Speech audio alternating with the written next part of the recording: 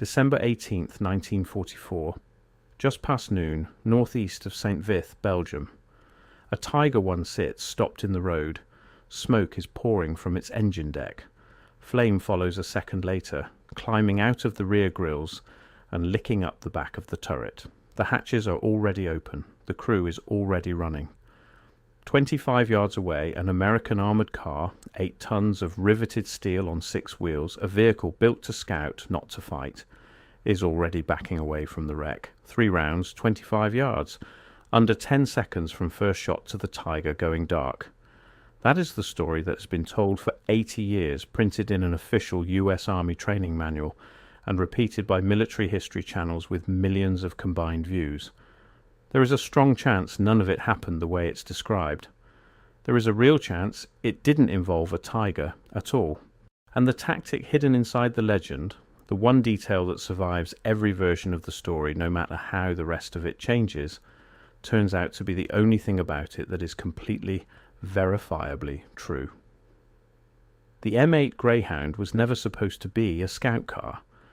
In July 1941, the US Army Ordnance Department asked for a fast, wheeled tank destroyer to replace the M6 gun motor carriage, a 37mm cannon bolted to the bed of a 3/4-ton truck, with a crew standing exposed behind a thin steel shield. Ford, Studebaker and Chrysler all submitted prototypes. Ford's design, the T-22, won. It carried a 37mm M6 gun in a fully rotating, open-topped turret. 4 crew, commander, gunner, driver, radio operator. A 110 horsepower Hercules engine drove all 6 wheels and pushed the vehicle to roughly 55 miles per hour on a hard road, faster than almost anything else in the American inventory. Hull armor topped out around 19mm, barely enough to stop a heavy machine gun round, and only at certain angles. Then came the testing at Aberdeen Proving Ground, and with it a verdict nobody wanted to write down. The 37mm gun could not reliably beat the frontal armour of the German tanks it was meant to hunt. Not the Panther, not the Tiger.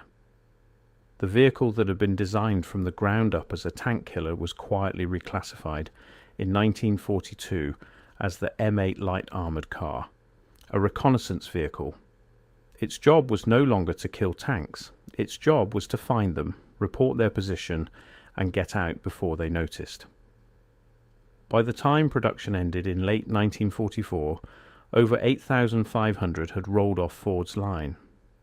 Most of them spent the war exactly where Doctrine placed them, scouting ahead of armoured columns, screening flanks, running messages between units faster than any half-track could manage, not fighting Tigers, avoiding them. The M8 first reached combat in Italy in 1943, running reconnaissance ahead of infantry divisions through terrain better suited to mules than 6-wheeled cars. In the Pacific, it found something closer to its originally intended job. Japanese armour rarely matched anything the Wehrmacht fielded, and a 37mm gun that was a joke against a Tiger's frontal plate was more than sufficient against the thinner steel of a Japanese Type 95 or Type 97. There, briefly, the M8 got to be the tank destroyer its designers had originally imagined. In Europe, against the vehicles that mattered most, it never stopped being what the 1942 redesignation had already decided it would be, a set of eyes with a gun attached, not the other way around, which is what makes the story that made the M8 famous so strange. Because in that story, an M8 crew did the opposite of everything the vehicle was built for, and won. The scene above is the story as it has been told and retold for 80 years. First in a book by an armoured infantry officer in 1947, then in a 1966 US Army Armour School training manual, then popularised again decades later by military history channels with hundreds of thousands of views between them. A Tiger One, moving north up the road 2 days into the German offensive, apparently unaware of the Greyhound crew watching from cover. The moment its rear was exposed, the M8 broke cover and gave chase, and it was a genuine race, the Germans fighting to traverse an 88mm gun that outclassed the M8 in every measurable way, the Americans fighting to close a gap that, if they failed to close it, would end with their vehicle turned into scrap in under a second. The crew knew the only shot they had was the Tiger's rear hull, 82mm lightly sloped against a frontal 102mm their 37mm gun had no chance against at any range. They closed to 25 yards inside the arc where the Tiger's gun could no longer depress onto them, and put 3 rounds into the engine compartment. It is a clean, complete, thoroughly satisfying story. It is also, on close examination, a story that starts falling apart the moment you ask which document actually supports it. Here is where the trail gets complicated, because no two contemporary accounts agree on what happened. The earliest surviving record is a December 18th, 1944 morning report from Troop E of the 87th Cavalry Reconnaissance Squadron, not Troop B, briefly noting that an M8 attached to Troop A had knocked out a Tiger tank. Different unit, different location based on where Troop A and Troop E were actually positioned that day, according to the unit maps from the period. Troop A's own report for the same day says nothing about it. The version most people know, Troop B, 25 yards, 3 rounds, a Tiger 1, comes from a 1947 book by Major Donald Boyer, attributed to Captain Walter Henry Anstey of the 38th Armoured Infantry Battalion, who is described as a witness. Troop B's own morning report for December 18th does not mention the engagement. Neither does the 87th Squadron's official after-action report for the month. Neither does a 1946 letter the squadron's commanding officer wrote specifically to document the unit's actions at St. Vith.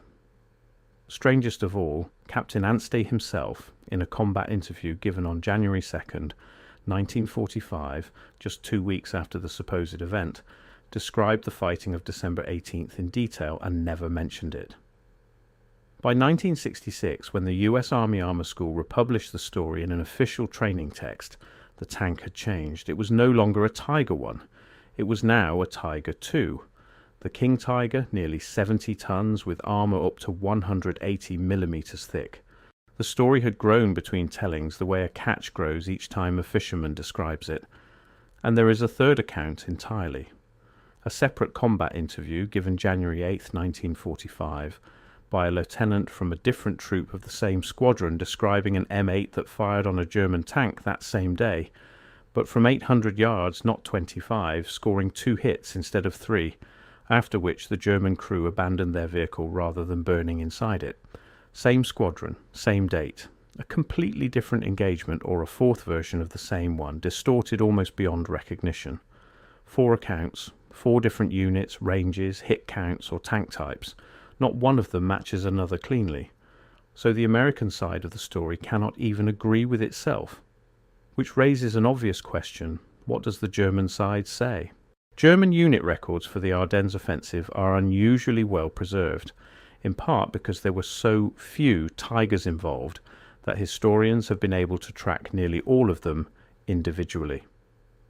Of the 1,467 tanks and armoured vehicles Germany committed to the offensive on December 16th, only 14 were Tiger Is and 52 were Tiger IIs.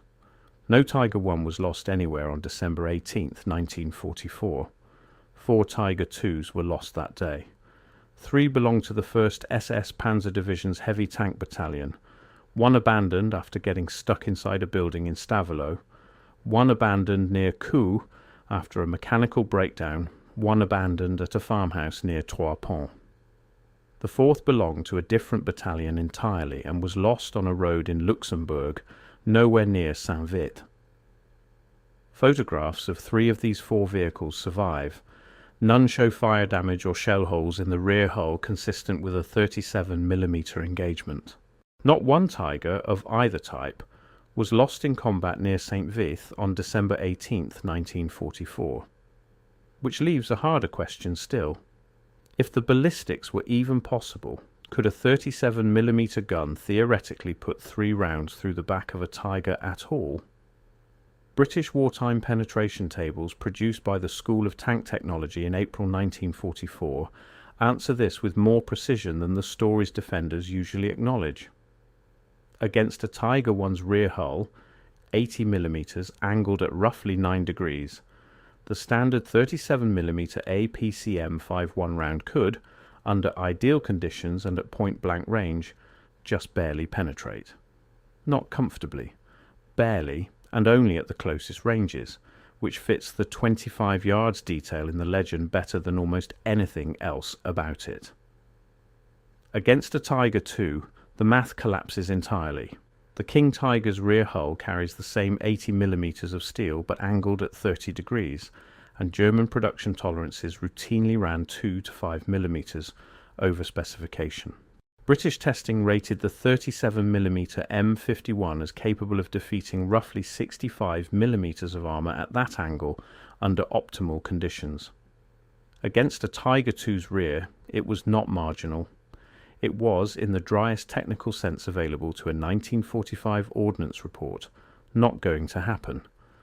Which means the version of the story that grew into a King Tiger between 1947 and 1966, the version printed in an official Army training manual, describes an engagement that could not have occurred as written, against a vehicle that was not lost anywhere near the location described, using a weapon that the British Ministry of Supply's own data says was not capable of the penetration required.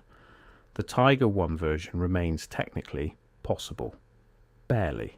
At exactly the range the story claims, which is either remarkable precision from an eyewitness, or a detail chosen because someone at some point in the retelling understood the ballistics well enough to make the story survive scrutiny. If no Tiger was lost at St. Vith that day, something else was. Troopy's own report says so. What was it actually? There are two candidates, and both point to the same three-word explanation that turns up again and again in tank memoirs from both sides of the war: mistaken identity. The first candidate is the Panzer IV, Germany's most produced tank of the war, and by December 1944, frequently fitted with Schutzen. Thin armoured skirt plates hung along the hull and turret to defeat anti-tank rifle fire. Squared off, long-barrelled, and considerably bulkier with its skirts attached, a late-war Panzer IV silhouette bears a real resemblance to a Tiger at range through a periscope in poor winter light under fire. Combat interviews and the squadron's own after-action report confirm that Panzer IVs attacked the 87th Squadron's positions that day, just not Troop B's sector specifically. The second candidate is the Satyuji-3, a turretless assault gun, and Germany's single most produced armoured vehicle of the entire war, with more than 9,400 built. The unit attacking Troop B's specific position on December 18th was the 294th Volksgrenadier Regiment, which had been using Stugi 3s in exactly this kind of small probing attack the day before, in the same sector. The M8's 37mm gun could comfortably penetrate a Stugi 3's thin rear casemate armour at almost any combat range. No heroics required, no 25-yard sprint into an 88mm gun's field of fire. A Stugi 3 explanation also solves the paperwork problem. If a lone assault gun probed Troop B's line and got knocked out by a lucky, well-aimed shot to the rear, it would have been a minor, unremarkable success.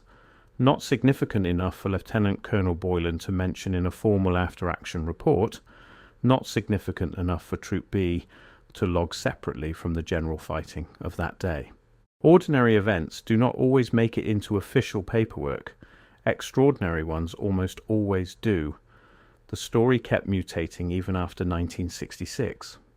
A 1994 memoir by Colonel William S. Triplett, an officer of the 7th Armoured Division, retells the same basic engagement with the vehicle itself swapped out.